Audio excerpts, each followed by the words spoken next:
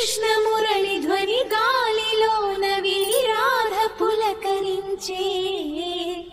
ముగ్ధ మోహనుని మదన సుందరుని తరుణి కాంచనించే car చీకటిలో దీపమల్లె ఘనశ్యాముడెదురు పడడే అతడి సర్వమనురాధ హృదయమును అసలు తెలుసుకొనడే పెదవి ఉనికెనెందుకనో వయసు ఉనికి దేనికనో కాలమాగెనెందుకనో అడుగు పడదు దేనికనో నీ పిల్లన గ్రోవి సవ్వడి వెనకాసి పోదా కన్య రాధా కృష్ణ రావా రావా కోరింది నీ రాధా నేచింది నువ్వు